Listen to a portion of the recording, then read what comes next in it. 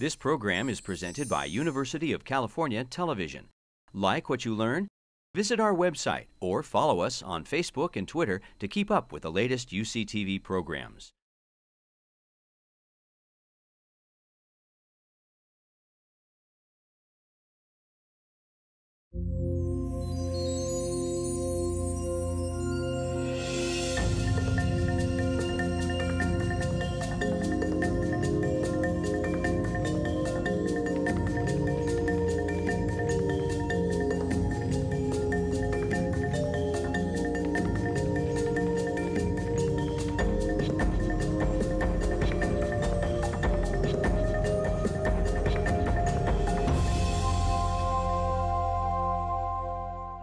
So what I'd like to do is to just kind of briefly introduce the topic, and then I would like to introduce the panelists, and then following the model that we've used for these sessions, each of the panelists will have 10 minutes to speak, and then we'll have a session of questions kind of at the table, and then we'll open it up for general questions.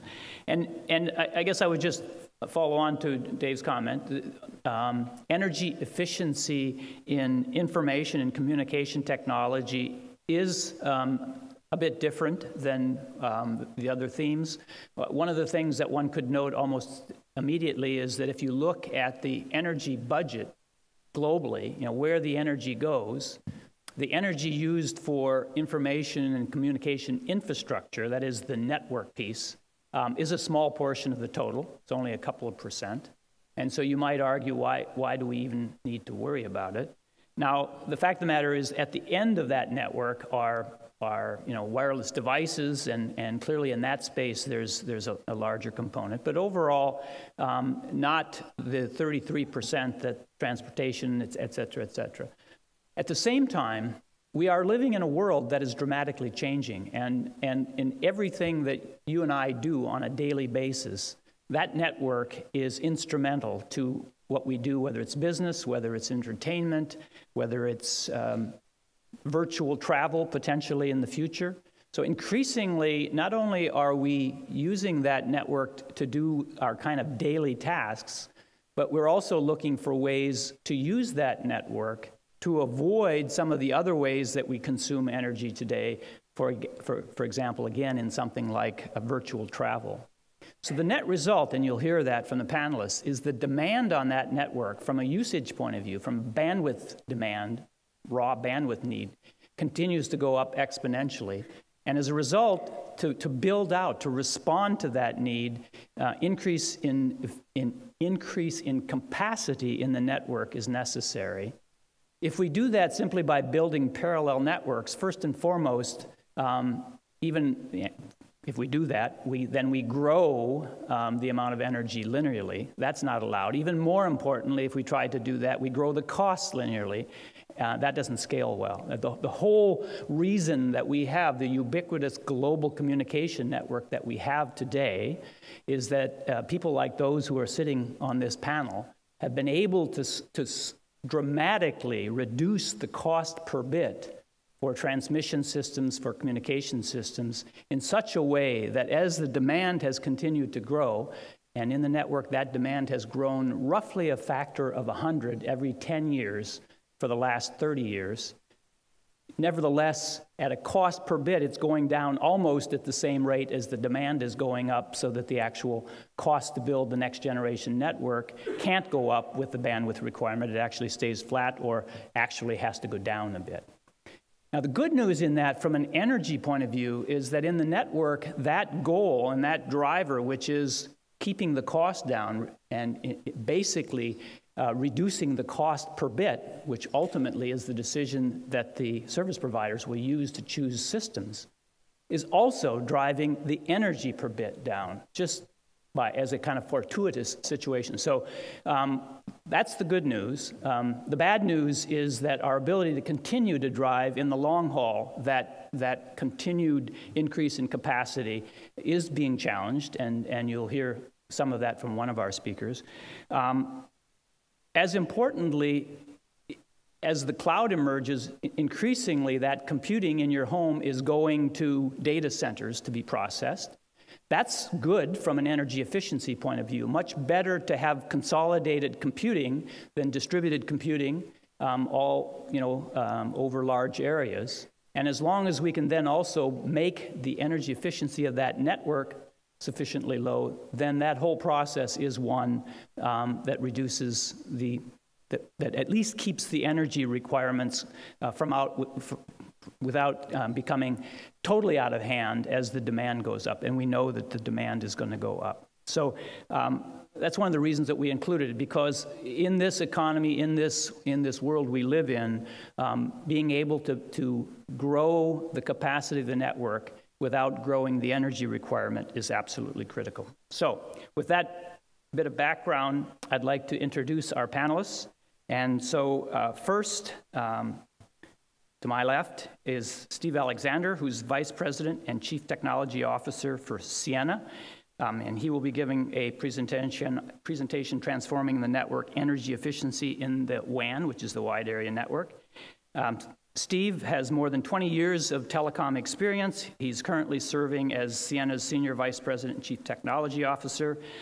Prior to that, and Steve was at MIT Lincoln Labs, where he did some of the very initial work in the space of optical networking and in driving the technologies for optical communications.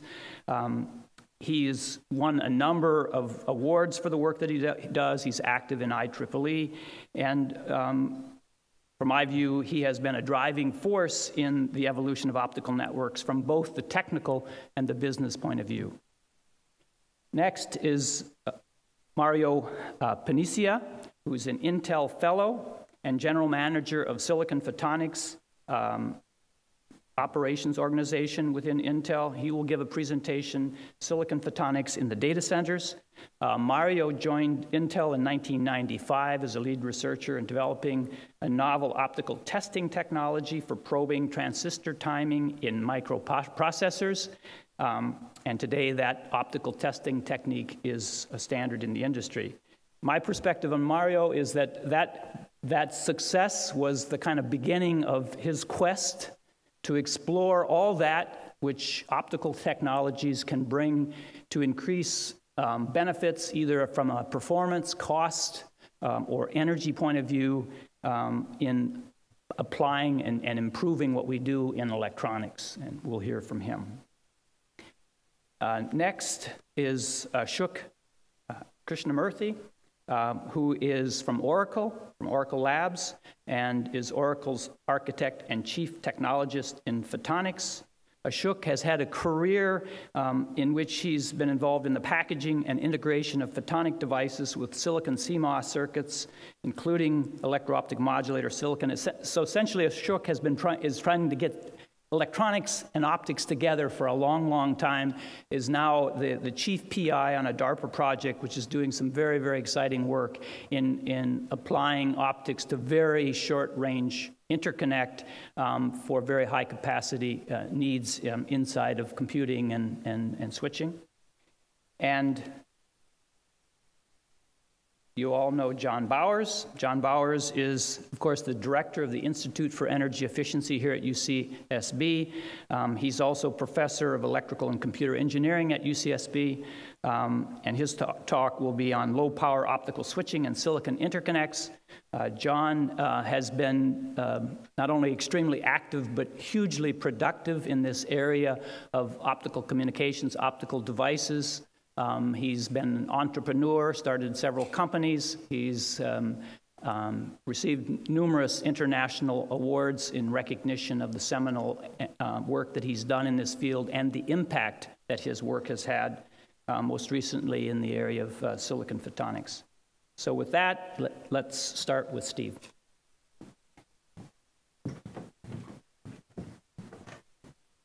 So Rod and John, thank you very much. It's a pleasure to be here and talk about the network piece. And as Rod said, I would argue that today the network probably matters more than it has in a decade, for the simple reason that it is the most networked society we've ever had. If you've seen the rise of the social networking, that's the fastest adopted technology really in history.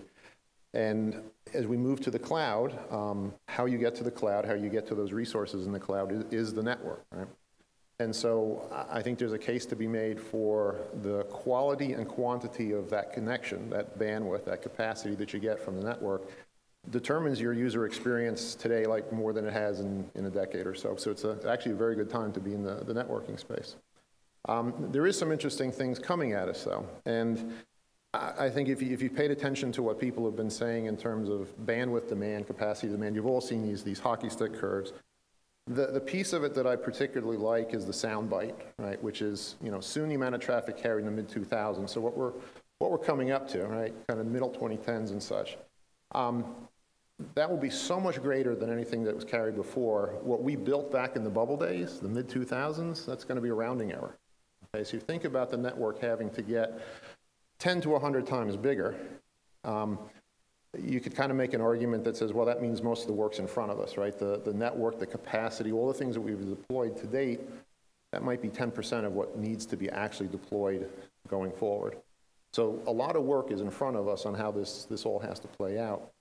And when you factor that into some pretty fundamental limitations, some of them on the physics side, we're up against getting close to Shannon's limit, how many bits we can stuff into a channel.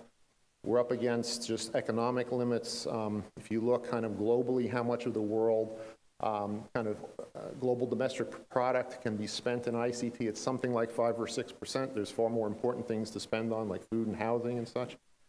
So the network can't get 10 or 100 times bigger, take up 10 or 100 times as much space, consume 10 or 100 times as much power, cost 10 or 100 times much. It's just impossible, right? So things have to change. And it turns out that we're kind of building what we would call WAN, Wide Area Network 3.0, right? Even if we don't really realize it. There's been effectively 3 of these large investment cycles, these waves, if you will, in the telecom infrastructure.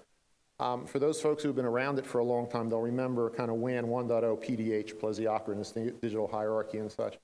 What most people experienced was out at the edge of the network, what did you get? You got dial-up. You had a voice system, and you could put data over the top of it.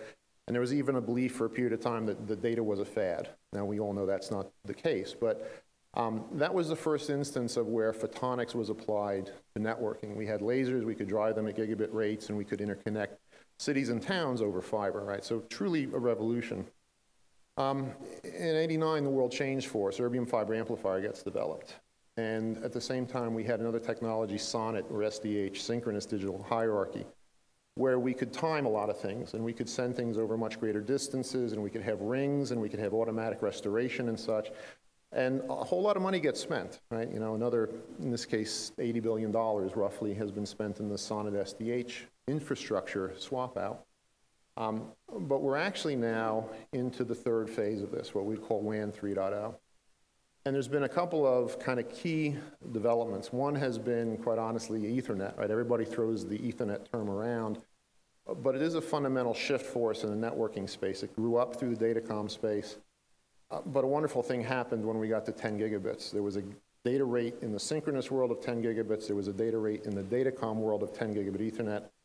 I could buy the same parts, build 2 different types of networks. Great economy of scale occurs, and once those 2 worlds come together, they don't separate. And so we're now in the midst of this WAN 3.0. It's an Ethernet world. If you think about it, Ethernet accomplished something very important. It's global standard. We never had that before, right? We had originally national standards, and we went to regional standards.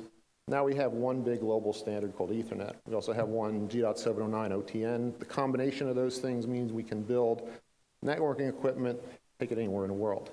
And Ethernet's unique in the sense that it is absolutely the same everywhere in the world, right? Our power systems, we never even accomplished that with, right? You got power converters if you travel the world. If you're traveling the world, Ethernet, whether you're here, whether you're in Tokyo, whether you're in Frankfurt, Ethernet's all the same. So it's truly a revolution in terms of what we can do. And that's driving a lot of what type of increases in capacity we can handle, but also what kind of overall network efficiencies that we can get. So we've got an architectural shift. We also have equipment change, right? And this is by benefit of the guys who build semiconductors have been driving tremendous improvements in processing capabilities, clock rates, the ability to have much higher density processing on a circuit.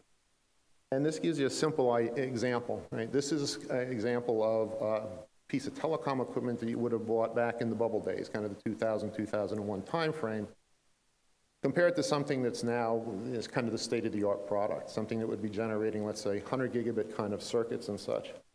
And you can see kind of almost a 40x improvement in terms of total capacity, total ability to process traffic on this sort of an infrastructure. And look at the type of power change that has gone with it. Right? Again, a dramatic reduction in overall power consumption for a network processing element on a watts per bit kind of a basis. Right? Processing far more traffic at every site, at every shelf, but overall the efficiency has gone up quite dramatically. And there are even examples, and it's captured in the bottom there, where a relatively small amount of network swap out, right, modernization improvement, can give you some really dramatic improvements in operating costs. Now, this isn't just power. It's power and sparing and complexity of operations, and are you doing things manually, or do you have an automatic provisioning system and such? But that is the kind of economic result that's needed to continue this to scale going out into the future. And photonics has a tremendous role to play. In fact, you can argue that when you start to move a network into more photonics, some pretty dramatic things can be accomplished. This was an example, very simple. This is a Latin American service provider. And to kind of scale things, a large network of national size in terms of US dollars consumed of energy might be in the $100 million class. A true global network, think the top 5 or 10 networks globally, would be approaching $1 billion a year spend on energy. Right? This is to operate the network, to cool the equipment, that sort of thing. We went through and just did some simple analysis. There was no architectural change. It's still the kind of ring-based architectures and such, but moving it towards Ethernet to OTN, just upgrading some of the key sites, saves a tremendous amount of space. In this case, we do it in terms of shipping containers because it's something people can typically digest. How big is a shipping container? How much of those did I save? And then, almost 1,000 kilowatts worth of power reduction. And that's just prime power. If you factored in actual, cooling and rectifier efficiencies on top of it, almost a 2x gain. And that was just touching a relatively small number of their sites, but key sites where they had a lot of traffic flow through and a lot of aggregation and such. So there's an ability to optimize between the photonic side and the electrical side. I can do I can process a terabit electrically, I can process it optically. If I want to do it optically, I have to stay photonic. I can't do much with the bits, but it's very efficient from a power consumption point of view. I can process a terabit optically for kind of milliwatts to watts worth of prime power. If I want to do that electrically, I'm talking hundreds of watts to thousands of watts. Okay, and so it's that sort of a trade-off.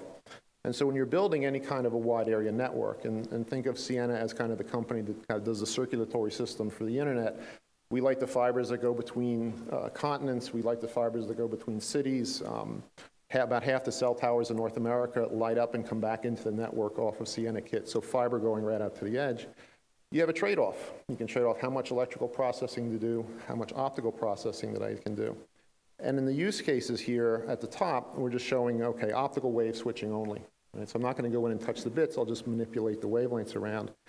All the way down to electrical, where I can touch every photon-electron conversion at every location, to some sort of a hybrid where I can trade off how much do I do optically, how much do electrically. And what you'd like to do is have this kind of an optimum effect. Right? If I know my traffic pattern, I know how things are growing, I know what the connectivity and topology looks like, I can optimize the overall network, whether it's, again, wide area, metropolitan area, even large-scale local networks.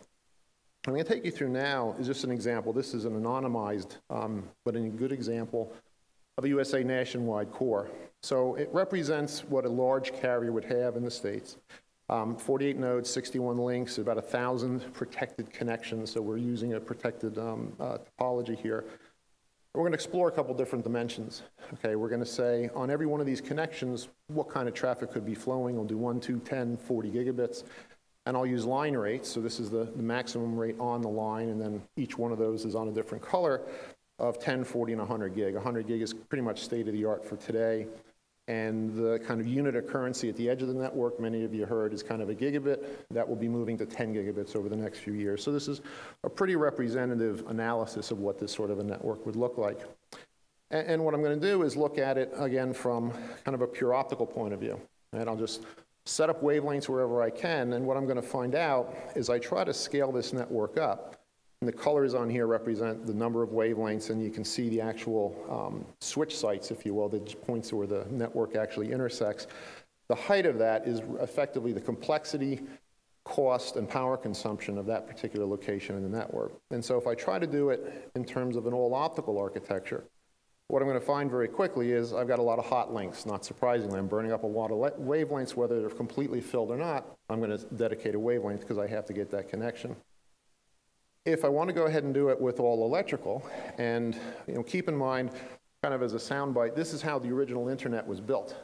Okay, the original internet had the premise that all the connections in the network were scarce resources. They were hard to get. Remember, it was built in that old dial-up arena. And so I have to do a lot of processing to get efficient use of that. Well, what I'll see is, yes, I don't have a lot of wavelengths consumed, right? I'm not using a lot of my interconnecting capacity, but boy, I've got some very complicated, very hot, very expensive to operate switch locations. Okay, so obviously, can I optimize? And sure, the answer is yes. I can build networks where if I can optimize between how much I do on the photonic side, how much processing I do optically, wave switching and rerouting and bypass and those sorts of things, and how much I do electrically, which means I go through an OEO conversion, O to E, do some electrical processing, go E to O, then back out on the line. If I can optimize that, I can actually get a much better result. And it's some of these techniques that is what's going to allow us to continue to scale this network up, but not have it consume 10 and 100 times as much of the primary resources that we've got. So it's actually very interesting times to be in the networking space. I was talking to Rod earlier. Within the last probably 2 years, the kind of conversations that I have with the CXOs inside of the carriers has changed. They know power consumption space, that is an issue for them. In fact, in some cases, what they're starting to say is, we're looking at capping the power in the network. We'll spend this much, but we're not going to spend anything more. Here's an envelope. Anything you guys have to do to make my network go faster, go further, have higher connections, you got to fit within this envelope. Right? And that's a forcing function back onto us as a system providers, and then back into the device and component and subsystem folks on how to actually build that. So when you look at, kind of the toolbox that we've got today, right? Tools for power efficiency. We talked about the equipment upgrade, these architectural shifts that are underway with WAN 3.0, Ethernet, OTN, convergence between packet and optical, where we don't have optical boxes and then you buy packet boxes on top of it. It's one box that does everything, everything from whites to fiber, that gives you all the packet structure that you need. The use of optical bypass, where I can optimize, moving from rings to mesh. Rings had 100% redundancy, sounds pretty inefficient. Mesh, much more efficient in terms of your operations. But now you look out into the future, right? What do we expect, or what we'd like to have into that, the toolbox in the future? The networks we build today are largely constant dissipation, right? They're sitting there humming along, dissipating energy, regardless of how much traffic's on them. Okay? We can start to make things that are variable dissipation, right? Be smart about how we're actually using the energy to light the network, to actually operate the network, right? Make things adapt to the amount of traffic that's flowing through it. There's great gains still to be had through greater integration. Silicon photonics, which really is, from my perspective, the next great thing in terms of integration. The ability to do all of the processing in silicon, I think, has got great benefits going forward. Getting away from having to have every laser in the network cooled, which consumes power and the rest of it. Getting to uncooled lasers has got some very interesting capabilities. There's a huge piece in here that I'm going to glance over, which is virtualization. We're very comfortable virtualizing our storage resources and our compute resources. We're not nearly as comfortable virtualizing network resources, and we need to get better at that. Right? There's a real opportunity for Connect, which is the network, compute and store, to come together to build a much better machine than we've had in the past. Right? And it's time for us to go do that. If you look at how to continue to grow, once we're up against things like Shannon's limit, parallel systems, parallel fibers, parallel amplifiers, all that has to play in there. And there's even now the discussions, and this is a bit of a, 10 years ago, this would have been heresy in a central office, water cooling, right? There are some applications where water cooling really does make sense in terms of getting the equipment cooled, getting the heat out of the infrastructure and such. So again, I would tell you it's a very good time to be in the networking space. The toolbox is getting better month by month, year by year. The network matters like it hasn't in about a decade or so. So with that, I thank you and turn it over to next.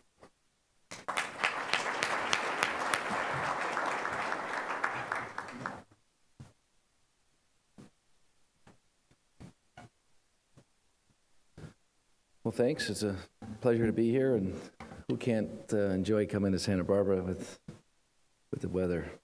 So I'm going to talk about sort of, I was asked to talk about silicon photonics and why silicon photonics and what it's allowing us to do relative to changing the way we architect and design future data centers. So I'll first talk about trends in the data center. It's sort of the same thing, data. It's all about data and big data. I'll then talk about a key technology, which we've sort of bet our technology on, which is the hybrid silicon laser, which is actually something that was started here with the University of Santa Barbara. And then I'll briefly talk about this new photonic architecture, which we announced with Facebook, which shows how you put all these pieces together and what I think it's going to do for the future scaling of the data center. And then I'll list some challenges. So everyone sees these different plots differently, but if you go here from left to right, it's just showing different types of data that are being consumed today. And when you look at these numbers, they're somewhat astounding, and I just updated the social one this morning. But you know, if you look at just a simple CT scan, it's a petabyte of data, right? So you take a CT scan, you have all this information, you have to move it.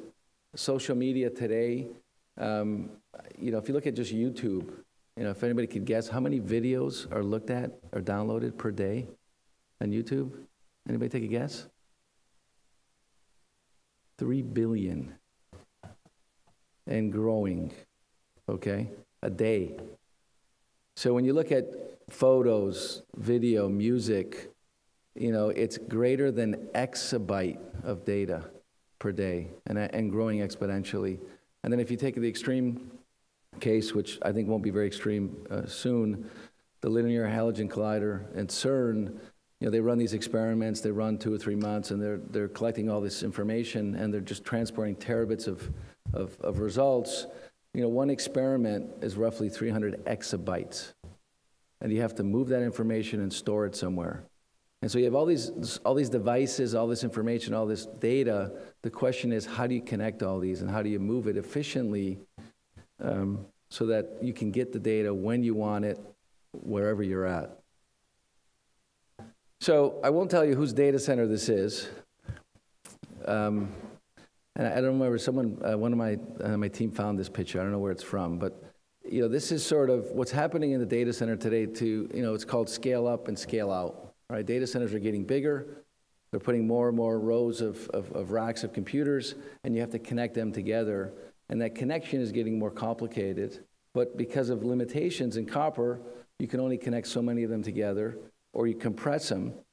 And so we're running into limitations, no longer at long haul, but within the 50 meters, the 20 meters.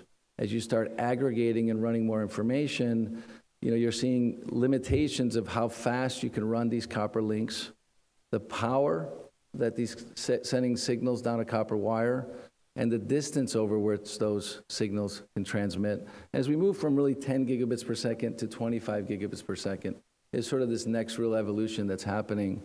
And then so the question is, how do you distribute that efficiently, both from a hardware perspective and a software perspective?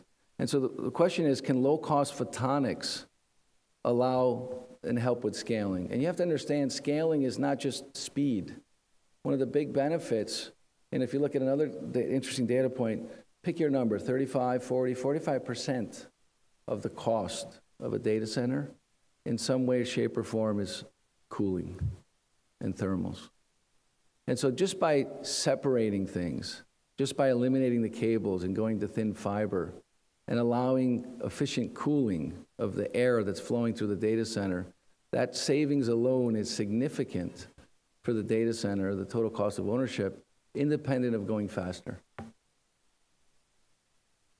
And so we've been working on silicon photonics. I've been working on this for almost a decade, or over a decade.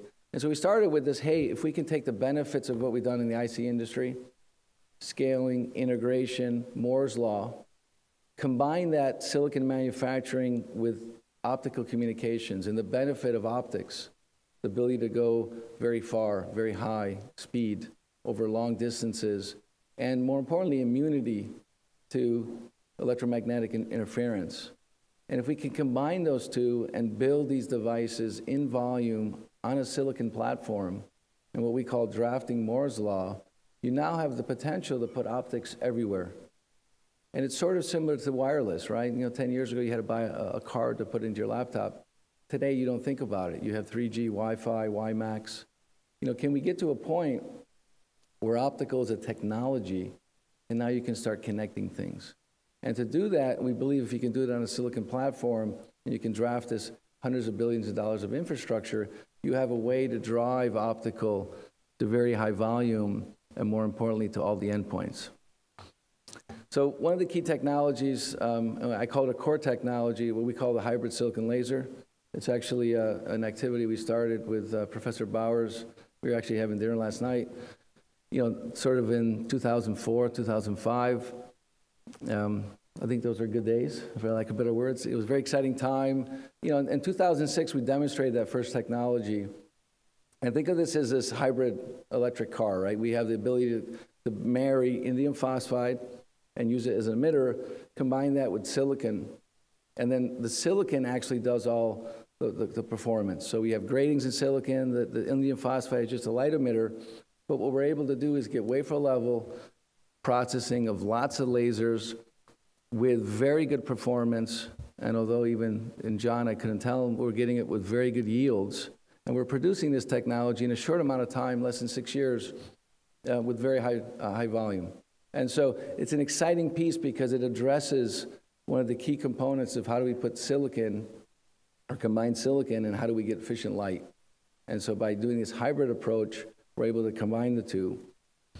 And that leads us to, and this is something we talked about 2 years ago. We haven't publicly talked about our commercial product specifics, but what you see there is on the upper left is an actual silicon chip that has the hybrid silicon lasers processed on the same die as our modulators. And so we're basically, by having these chips, we can actually have a silicon chip that the lasers fire up, they get coupled right into the silicon, we attach a fiber, the silicon's put down on FR4 just like anything else, and now we're communicating between two pieces of silicon, and on the other side is a receiver that has silicon germanium that now can communicate optically instead of electrically. So we've eliminated all the bounds in terms of distance. We're able to do this much more efficiently because you don't have to drive these highly powered IOs over time as we optimize these. And what that allows us to do is start doing things like this. So we can take this network today that's this cluster of copper cables in a rack, and now we can start thinking about putting fiber up and down the rack. And so if we had the fiber, as I said earlier, it's not just bandwidth, it's the ability to open up. We have, and I know Sawagi's here, but we've been working with Corning, and we announced this as part of the announcement of Facebook, and not just taking fiber, but we've developed and designed a new cable, a new connector that's optimized for the data center. So it's optimized for low cost, it's optimized for scalability, so we can scale this cable and connector as we put more and more fiber within our racks. And so we now, I think, have an ability to put fiber and connectivity, but the real question is, that hasn't been the limit. The limit has been the optical modules. And so this is what we call a new architecture, or new photonic architecture, which basically takes an old technology or disaggregation, which has been around a long time, but if we could do things cost effectively, and what we're talking about here is bringing 100 gigabit per second. I know Steve talked about they've been using it in the network for a long time, but what we have here is a picture. Let me explain this. I've looked at this so often. That what you have on the lower right is a tray, typical tray in a data center rack.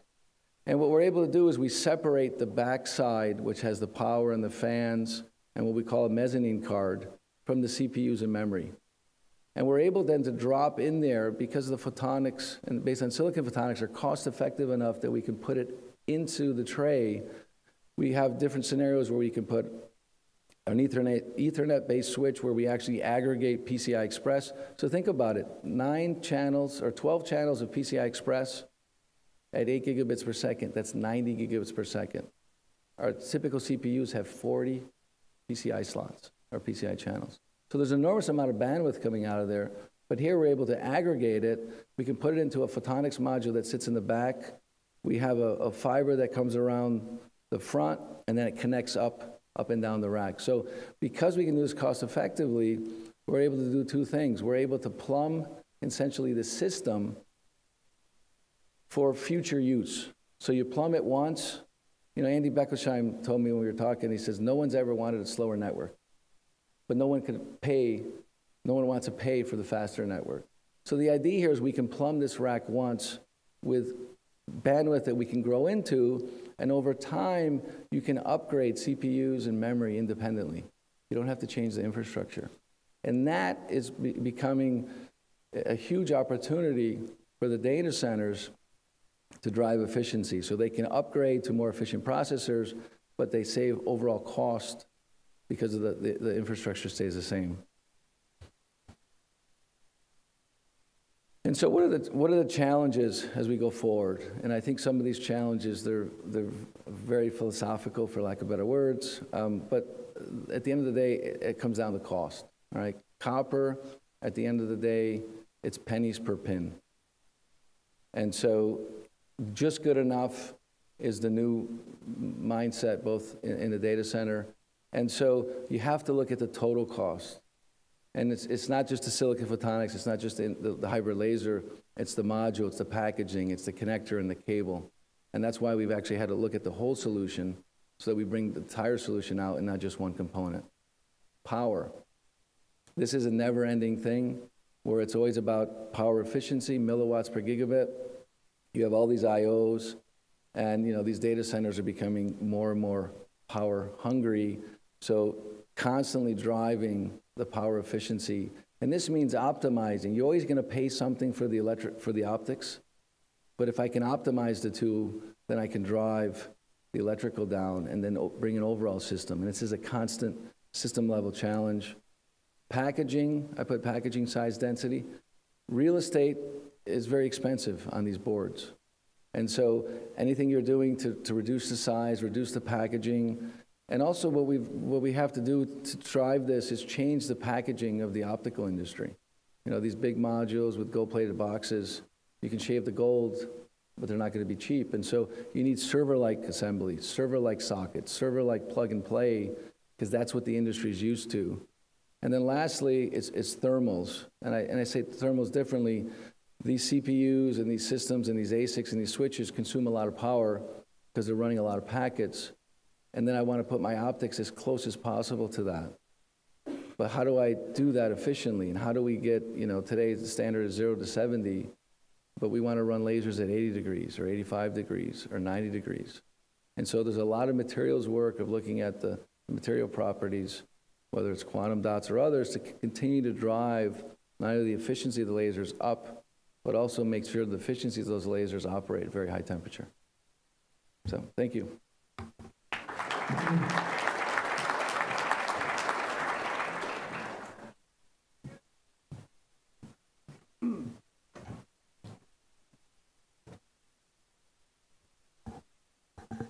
Thank you for having me here today. It's certainly a pleasure to be here. And I thought I would, so when I was asked to give this talk and Professor Bowers asked me, I asked him what I want to talk about, what do you want me to talk about? And he said, well, why don't you talk about the different types of data centers, the energy efficiency issues associated with them, how you might solve them, and the role of photonics. And I said, okay, how many slides do I have? So about 4.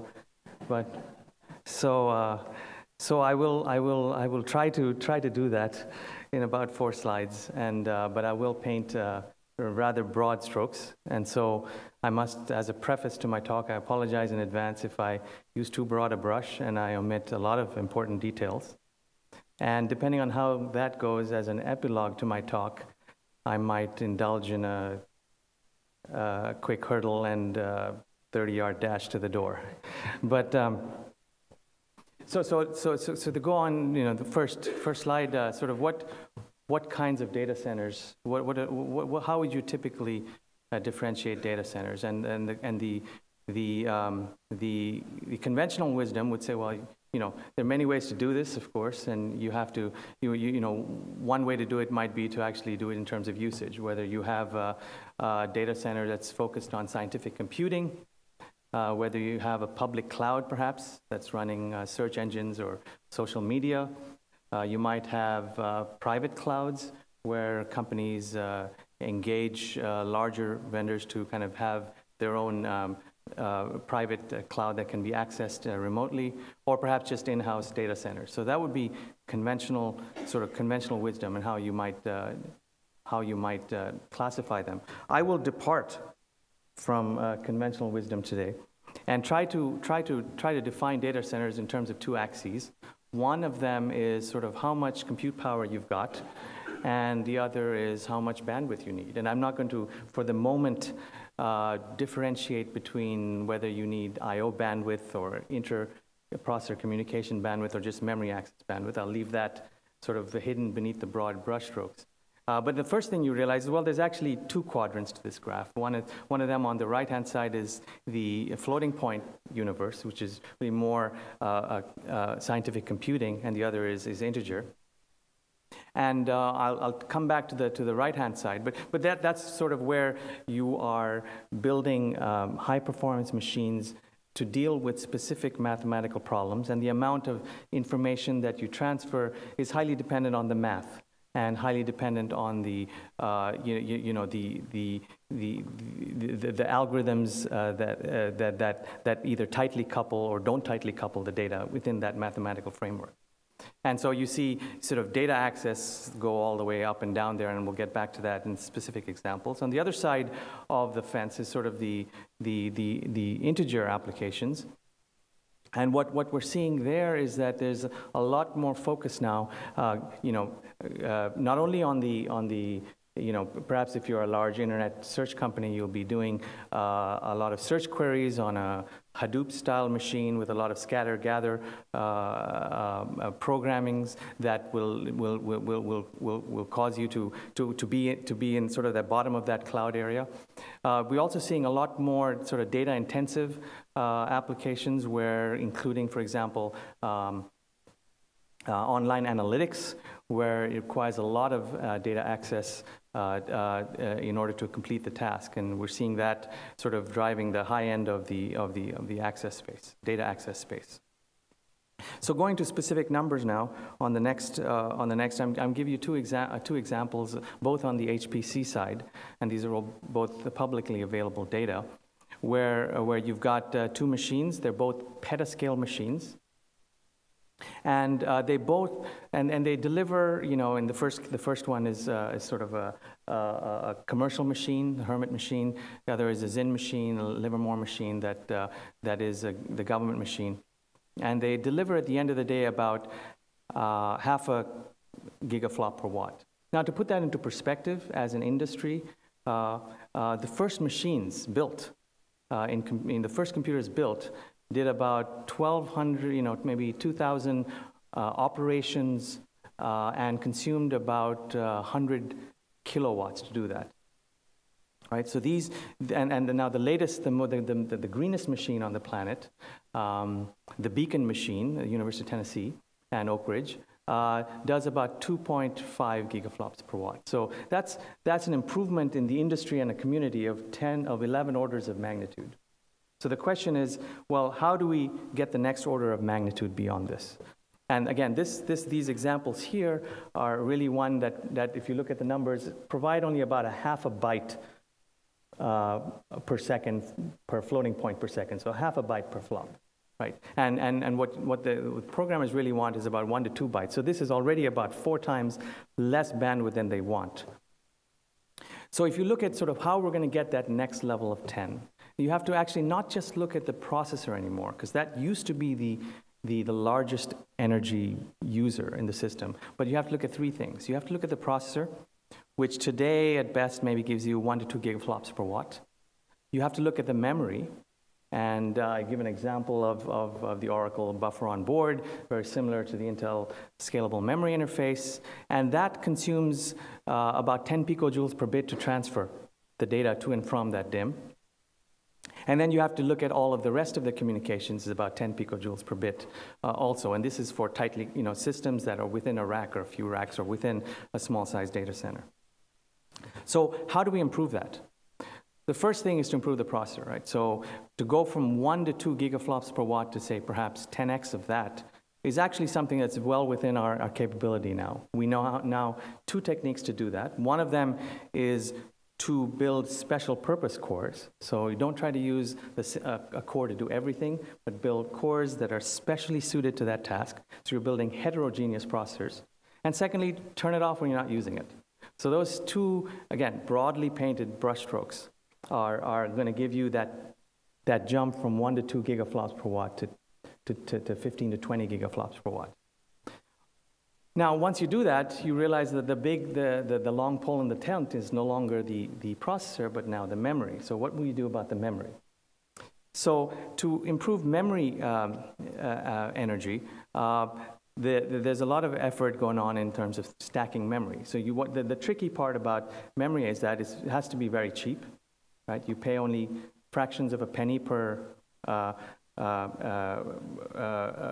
maybe $1 for a billion transistors on a memory chip, but you pay 100 times that on a processor chip. So you have to be very price conscious, and so you can't change the DRAM. But some really good proposals we've heard, and systems are based on stacking memory and sort of compacting the system into a stacked memory die that can save you perhaps 50 to 70% of that energy. And then finally, that leaves the longest pole in the tent at the system level at the interconnect. And where we are at the interconnect is sort of between 10 and 20 milliwatts per gigabit, or about 10 to 20 picojoules per bit, in terms of transporting the energy required to transport bits across your machine. And that's basically a combination of the electrical drivers, the serializers, deserializers, and then the optical bandwidth between them. And that, we believe, using silicon photonics, as we heard recently before me, and perhaps some very innovative circuit designs and integration approaches, which I won't talk about here, but we are working very hard on at Oracle, will allow you to take that extra 10x out of the interconnect. So, but to get the optics in, energy is not the sole criteria. Deferring to what Rod Alford has said, it is a very important driver, but not the only driver. We have to look at reach, bandwidth. In fact, historically speaking, if you look at the penetration of optical links in systems, it's always been reach and bandwidth driven. But if you focus on the top right of those graphs, what you see is that as you get more cores on a processor, as you compact the memory system, the density of the interconnect also has to become comparable. So you're talking about tens of thousands of links and with very high density. So density and cost are certainly going to be very important drivers, in addition to the energy, distance, and bandwidth. And that is where we believe if you can get to a picojoule per bit using a silicon packaging technology, that will be what is needed for completing the triumvirate of low energy technologies for the data center.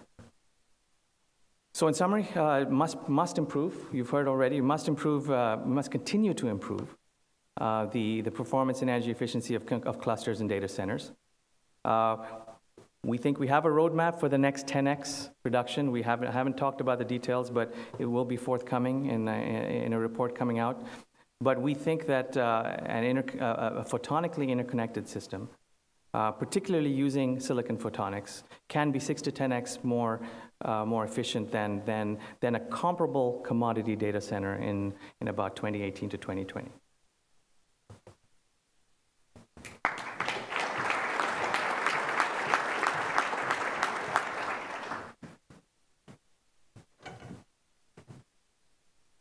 Thank you, Ashok.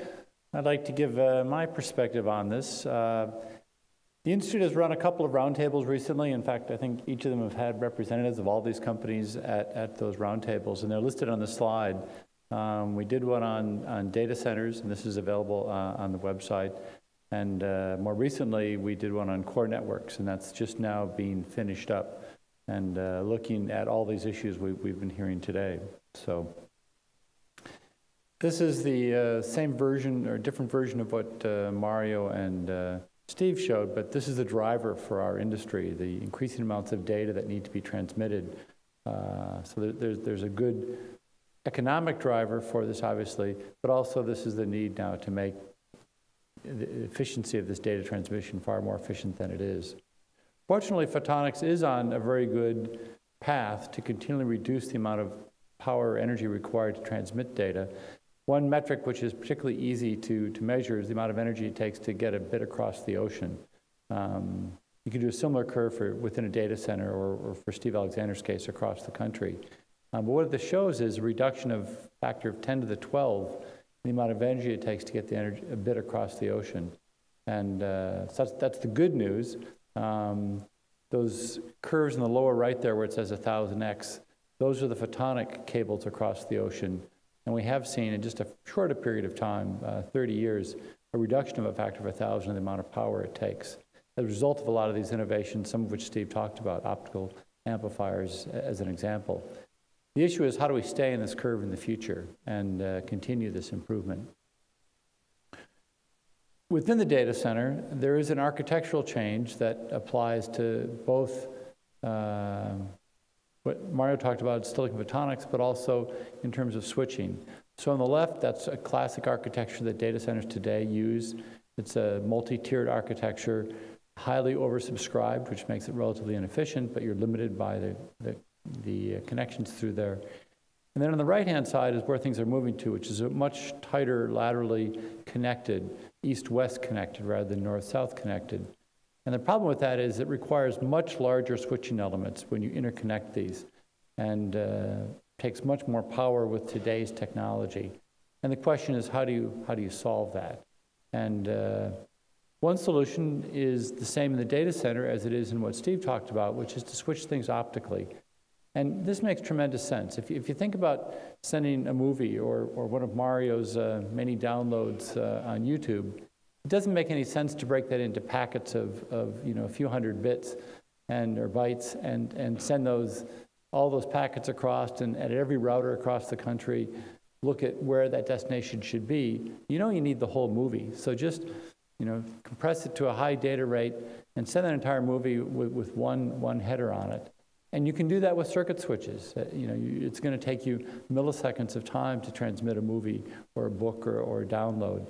And what this slide shows is the work of a company in town, Kelly Networks, which is a partner of the Institute. And by switching things optically, it takes far less power. So the green bar there with the arrow underneath it is what a typical power is to, say a nanojoule per bit to switch in a core router. And the far left-hand side there is what it takes to do this with MEMS. And again, it's an all circuit switched approach. The advantage of MEMS, you can make large switches that have 300 ports in them and carry literally hundreds of terabits of data at a very, very highly efficient rate. Many orders of magnitude more efficient than what we have today. And what's shown on the right there is what architecture looks like, and you can see there in the lower right a picture of what a MEMS chip looks like. So again, this is done with silicon, high volume manufacturing, and at high yield, and that's a good solution for data centers as well as for long-distance communication. For the transmission portion now, that was the switching. For the transmission portion, you get into issues as shown in this plot, and that shows the evolution over time of increasing data rates.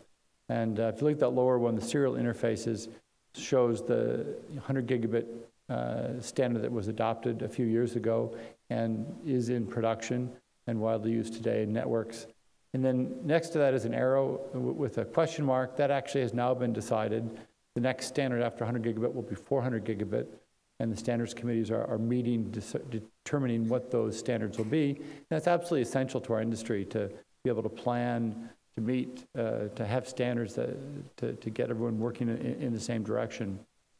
The upper curve there, the one labeled WDM, is the aggregate capacity down a fiber optic cable, and it's getting very large. It's on the order of a terabit, 10 terabits per second, but indeed we've seen a need to get ever higher. And the ways to do that are shown in this slide. So at the top there, it talks about all the things that we can do. So time means going to higher data rates. That's limited by electronics, but certainly largely 10 gigabit today, 25 gigabit, soon higher data rates of clock speeds. Polarization means combining the two polarizations. That doubles the data rate you can put down the fiber. Frequency refers to putting multiple colors of light, and that's certainly done today, upwards of 40 colors or more. Quadrature refers to using coherent communications, and that starts to become very interesting. That's what the array of blue dots on the right-hand side is adjusting the amplitude and phase of the light. So you don't just turn it on and off, but rather you have some multi-level coding like you would in a cell phone system. And the end result of all this is we can get much higher data rates by combining all of these things. But now the optical devices become very complex. So Mario showed the first step along that path of having, say, 4 lasers combined with 4 modulators and a combiner. But now we need something actually much more complex. We need polarization combiners, we need coherent transmitters and receivers, and we need all these different, replicated all these different colors put together. So the theme of this, and the theme of what I want to say today, is it is all about integration. And so you have lots of transmitters integrated together. You don't have separate line cards. Lots of amplifiers integrated together. That's the blue or the red curve. And lots of receivers integrated together. And then the bottom one in the center is the final level of where the world is going very, very rapidly, is to have multiple cores in the fiber. So Mario showed a very nice cable that had 24 fibers in it. In the future, those 24 fibers might each have, and this is what's shown there, 7 or more cores inside of that. So again, that's another level of increased capacity from where we are today. And that, if you're going to have one fiber with all of those cores close together, all of those receivers and transmitters obviously must be integrated together on a single chip. So it's just driving integration is the whole key. So our focus has been what we call hybrid silicon integration using a silicon substrate. Silicon is a tremendously inefficient emitter. Its emission efficiency is 10 to the minus 6. It's like one of the worst materials you could use. But by putting 3 5s in there, like indium phosphide or gallium arsenide quantum dots are very interesting. One can get light emission, absorption, modulation on there. We also work in other aspects. The lower right corner shows magnetic materials. Bonding magnetic materials on there allows us to integrate isolators and circulators along with these active elements. And then the two in the center are very important, and increasingly. So today, you have typically single chips, but going forward, we're going to have multiple photonic and electronic chips, processor chips integrated together, all communicating optically with each other. And then you start needing to have a platform to do that. Our focus has been using silicon dioxide or silicon nitride waveguides, and we can get roughly 1,000 times lower loss in those than can in either indium phosphide or silicon. And by processing these on large area wafers, you can now imagine having very low interconnections between lots of processors and memory all within one of these cards. So that's very much where we're headed. Our goal is increased levels of integration, and unfortunately, we're incredibly primitive compared to electronics. So where we stand is shown on this slide.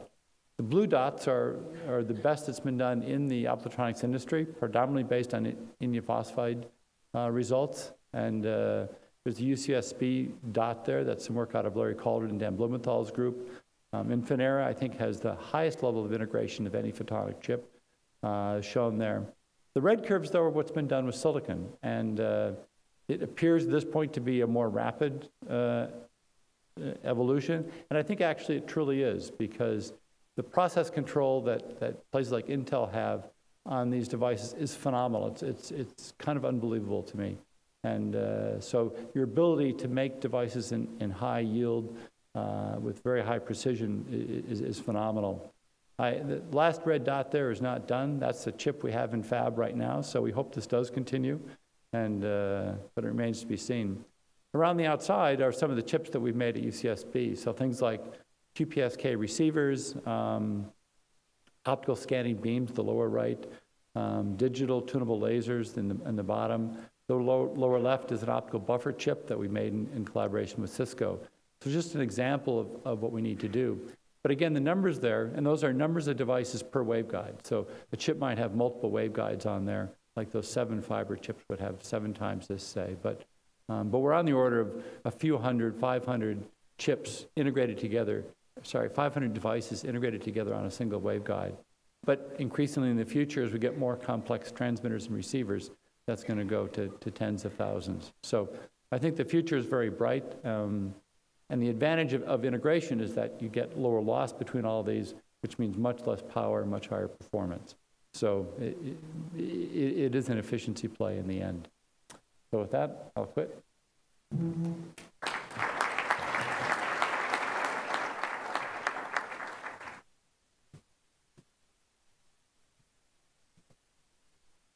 Okay, thank you very much. So I guess I would just make a couple of comments. One is hopefully the message that you heard, or that I think I heard, was that in general for transmission, optics is the energy efficient way of doing things. And so very often the question is, can we build it at low enough cost to replace what's currently there, which is typically copper. So that's the push towards being able to justify in a cost-effective way optics as the interconnection distance gets shorter and shorter, and integration is a key way of doing that.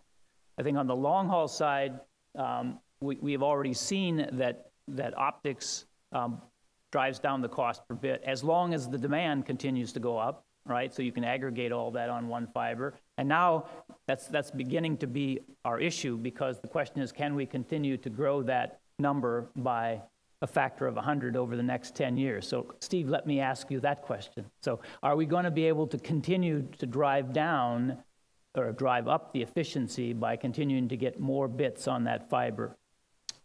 So I think there is probably 3 to 6 dB to be had, right? So 2 to 4, we think we're there. The biggest issue really is the passband of erbium, right? So the fiber itself is actually much broader bandwidth than our ability to optically amplify. So I think there's been kind of 2 vectors established. One is, can we do something with other amplifier technologies? And Raman's one, semiconductors are another. There's other dopants and such people are looking at. And the other one is what was covered, which is really parallelization of the fiber itself. So we have this kind of 50 terabit or so limitation for what we currently understand how to do with erbium. Maybe we can double that with being smart about some things, but we are up against some limitations. Very good. And then on the other end, in terms of driving down to shorter and shorter distances, and the trade-offs there, and clearly there's a timeline, but how short can we go, right? How far into equipment, not just for what we now consider as interconnect kind of between racks, but as we carry this down to the chip-to-chip level, is there a sense of what that time frame will be and what those distances might be? We shouldn't look at this as where's or when's it going to get into the chip-to-chip, because I think one thing you have to understand is make sure we're applying the right technology to the right problem, and Moore's law will continue, and so as you throw more and more transistors at it, you actually start seeing in the 6, 12, 18 inches that the electronics continues to come up with things, and so you really have to make sure you apply the optics for the right applications. It's starting in the data center, it's at rack to rack. Hopefully we'll start bringing it into the rack. I think we're a long ways away from chip to chip. I mean, because you can do quite a bit with copper, but maybe it should. I think it's from a performance perspective, I think the performance of the devices are already kind of there. Then the question really is one of cost, volume, penetration. We think that in terms of getting it into the rack, I think next generation of systems will have that. And I think the prices will be, as you said in the chart, about maybe getting down to $1 per gigabit per second of transport over distances and anywhere from 1 meter and above. Your second question is a little tougher, which is how do we get, perhaps replace wires on a printed circuit board, and that's where costs become, pennies per gigabit per second, and even with the volume and the manufacturing advances that we've heard today and available with silicon, there's still the laser, and there's still the packaging, and that's a harder, I think, to anticipate exactly when that will happen. Let me ask one more question, then we'll open it up for questions from the audience. And in at least one of the other sessions today, and probably more, this question about how to bring together industry, government agency, university partnerships to drive forward in some of these, in particular in these areas where energy efficiency is critical to kind of get to the next step. Your thoughts on that? Are we doing enough of that, or do we have enough do we have examples where that's working? Could that increase the rate at which we have success in this space? Well, I'd certainly. The problem, obviously, is that very few companies can build these $7 or $10 billion fabs for the most advanced CMOS, and so the electronics industry has already seen the need for shared processing, and the photonics industry doesn't really have that yet, right? So pretty much everyone makes their own devices in their individual fabs, and there's a little bit that's happening, OPSIS being the first example. But yeah, I think there's a huge need for that, and I think very soon universities will need to very much rely upon much more advanced fabs than we have. So in many cases for our stuff, we used, in our collaboration with Intel, they did all the silicon fab, and they made very nice, all the lithography DFB arrays, and then we did the backside processing on that at UCSB, and they worked out very well. So I'm hoping that general model can continue. But on a national level, I think it would be great if we had a national photonics initiative for manufacturing. Would be, I think, very important. Yeah, I think some of it may be, we still tend to operate in industry silos. So what we're doing, again, think of where we are as kind of this wireless towers back into the network and then across continents, right? The volumes in that space, while large, are nowhere near what you're going to get in an interconnect space. So you'd like to leverage a lot of what they're learning on how to do, the chip-to-chip and, rack-to-rack and bay-to-bay interconnects. And yes, we'll need some somewhat subtle differences to make it go longer distance, but the basic building block, the basic platform, if we can get some commonality there, that can drive some very interesting results, right? We can't have the world be where it's $10 for me to connect from me to the wall and then $10,000 to get across the town, right? That doesn't make any sense, and that's unfortunately the way the world has kind of grown up in some senses, these industry silos. Okay, thank you. From the audience. Thank you. It was excellent presentations. I think the part of the cost question is not only about the cost of building photonic devices, not only the cost of building LEDs, etc., but also electricity price, the energy price. And we all agree that we would like to promote efficient technologies. At the same time, we have one of the lowest electricity price in the United States, the lowest water price in the United States, and at the same time, we hope that these efficient technologies are promoted in the United States. I think it's very difficult. So, for instance, Germany, they pay about twice more price on electricity as we do, and we use, not surprisingly, twice more electricity per household in the United States as compared to Germany. So I see that the question of promoting efficient technologies needs a kind of concerted action among different disciplines and parties, not only from the technology side, but also policy side, and education, awareness improvement, etc. And how we should bring all these pieces together to really bring these efficient technologies on the market, and what is your thought on that? I think the biggest way to get real increases in efficiency is through integration. That was obviously my talk. But I push back to Steve, for example. I think this may not be true any longer, but certainly photonics always used to be based on 50-ohm technology, and the electronics was far enough away from the photonics that you drove it over a 50-ohm line.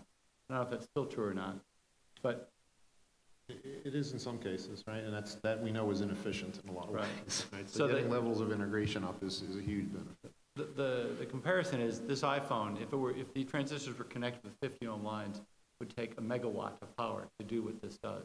And so the real advantage in integration and getting the electronics and photonics together is eliminating that. And it's orders and orders of magnitude more efficient. So to me, that's the best way to make a dramatic improvement. And we're just starting. I mean, we're just beginning that. There's from the communications space in general, there are some, touches a lot of other things, right? It touches, as we heard about earlier, virtual travel and such. If anybody has used telepresence sorts of systems, they are remarkably good. You do have to kind of change behavior a little bit to just think about that sort of an environment to conduct a meeting in and such, but that addresses, reduces travel budgets, reduces fuel costs. I mean, you can use our communications to offset costs elsewhere, and what I think is missing in some sense is quality national policy, if you will, to facilitate that sort of an environment. Right? We do know, and if you pay attention to what goes on overseas, there are other countries that have national initiatives around broadband service delivery. Right? And there are countries who have said, we believe it's a competitive advantage to have every house fibered for this type of purpose. There are countries who are saying we want to be, the Swiss bank equivalent for data. Okay, so we're going to put data centers in our country, and we're going to have laws that regulate who can get to it. Right? So people are establishing positions on a national level in the cloud, access to the cloud, connectivity, bandwidth, consumption, all that. And those have some pretty dramatic implications in the overall energy picture. May I also add then, to what John said earlier, which is that if you look at the total cost and then the large reason to change technologies, it's power, yes, but it's also size and weight. Yeah. And data center floor space is one of the most precious commodities for many of the customers there. And so any technology that allows you to compact the system without having a quantum increase in your thermal load or your ability to, or requiring a new thermal technology will be absolutely welcomed from that perspective. So therefore, another aspect of the photonics is if you can get the interfaces dense enough, then you can compact your system and save size and weight, and that will allow you to save a lot of. Yeah, so I think the point, at least in the telecom industry, is up until now, that may be changing. The cost of electricity for those networks has not been a driver. It has not. The issue has been cost of size and et cetera and cooling in the switching centers, but not the cost of electricity. That changes in data centers because you've done so much aggregation. And again, I think it's beginning to be felt in telecom. Steve, you were commenting. Ron's absolutely right. Within the last few years, the conversations have changed. 5 years ago, I would have never had an energy consumption conversation with a customer. Now, it's in the top 3 or 4 things people talk about. And there is this general trend, right? Central offices are the places that people aggregate inside of a telecom infrastructure. Well, central offices of today will be data centers tomorrow. Right. Okay? So if you look at how this world is migrating, telecom, datacom, computer tech, that's all kind of converging in a lot of ways. So they're going to face these exact same set of challenges. When they want to offer cloud-based services and you want to stream video and you want all that kind of high-def interaction, coming through what used to be called a central office, now with all this processing and storage, they're going to have the exact same set of issues. They know it, and they want to get ahead of it. Dave, question. Yes, I have a question about data centers and big data. And this may be naive because I don't work in the field, and you'll tell me right away if it is. But it strikes me that not all data is equal. That is, if we're talking about live streaming of movies or the kinds of data that an online marketer is accumulating, or perhaps a government agency for security reasons, is different in terms of not only the need to access that data, but the question of archiving it and things of all that sort. So my question is, if you're talking about the architecture of designing a data center, do you apply, is it one size fits all? Does an Amazon versus a Netflix versus an NSA, is it all the same, or are you actually taking that into consideration? And when you talk about different architectures and issues of energy efficiency and et cetera? They're all different. So they're all the same. Is that the answer? They're all different. They're all different. They're all different. So if you take, just to give you an example, take a Facebook, for example, and you compare Google, right? Facebook takes an enormous amount of data, but people post photos, and in the first couple of days, a lot of people look at them, and then they don't look at them anymore. But what does Facebook have to do? They have to store those photos forever. So they have to figure out what they call cold storage.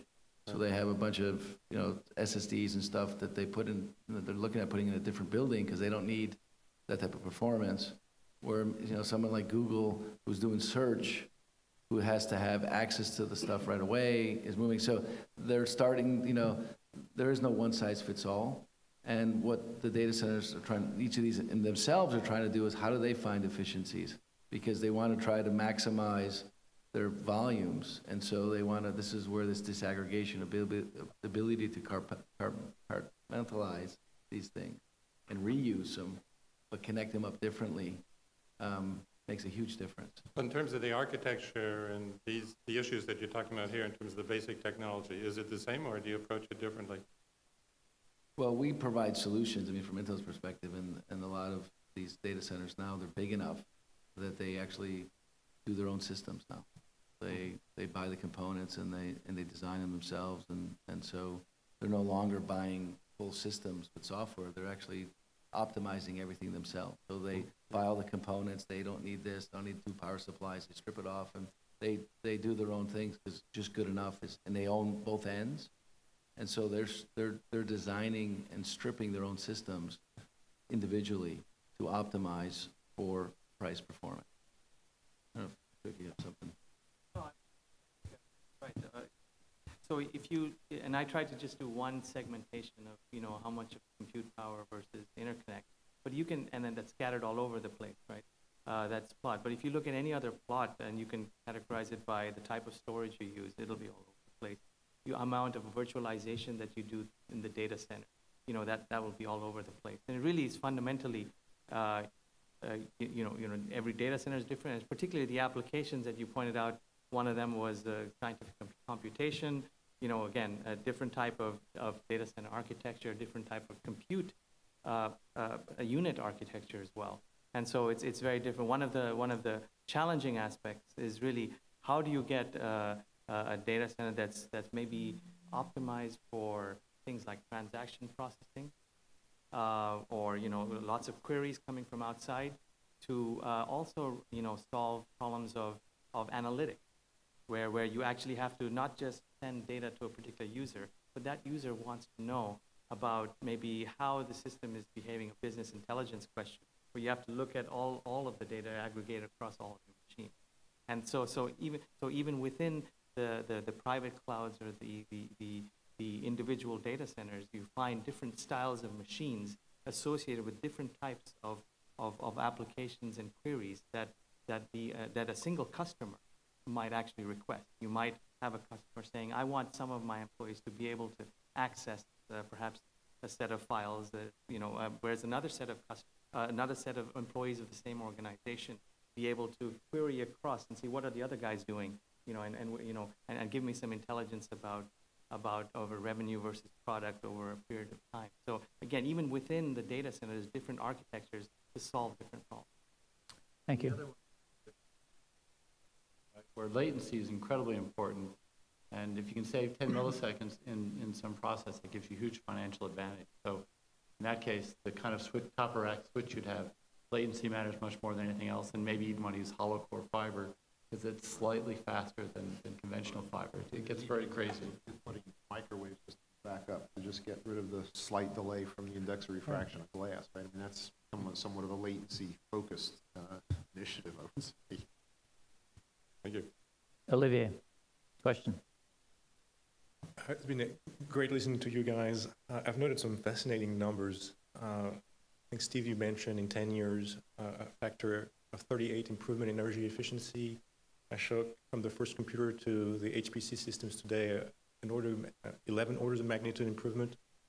So my first question is, that seems to be on the operation of the systems. Could you comment on the energy efficiency of the production of the systems?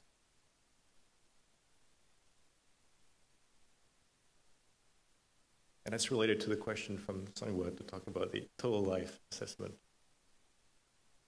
I'm sorry, could you just repeat the question? The energy efficiency of the production of those systems, as opposed to only the operation side. Okay. So the actual manufacturing process. Yes, The manufacture, exactly. the total cost in energy to Yes. build the network. Yeah. Good question. I would probably say not well understood. Would be a good way to summarize it. I mean, we are keenly aware of certain pieces of it because it does turn into a cost at some point, right? But I think some of it is just the way, in particular, our supply chain works, and from raw materials through component vendors to subsystem vendors, and we're a bit unusual in the sense that we're actually NAFTA based. In other words, our final assembly is all North American centric for some reason. But I'm not sure we have a good handle on total costs from raw materials for. I also do not have any concrete way of answering your question. The only stab I might take is that if you look at the cost of the system over time, they're about the same. It's probably the same. They're probably the same. So therefore, that means that if you equate cost with price, perhaps, or with energy, derated with perhaps appropriately, then that's the same improvement in the ability to integrate them. That would be my only stab. The ICT, I'm sorry, go ahead. It wasn't that long ago, I would say less than 10 years ago, in one of Sienna's systems, say, every laser, every detector, every modulator was in a separate box. And the energy cost of producing those boxes and packaging those, I think, was considerable. Now you have, say, 40 lasers and modulators, detectors all integrated in a single chip, and there's a single connector associated with that. So Mario showed 24 fiber connectors versus having before that replaces probably 24 times 6 or 8 connectors. And so I think there is a significant improvement. I mean, the efficiency is improved both in the manufacturing, the assembly, and the integration.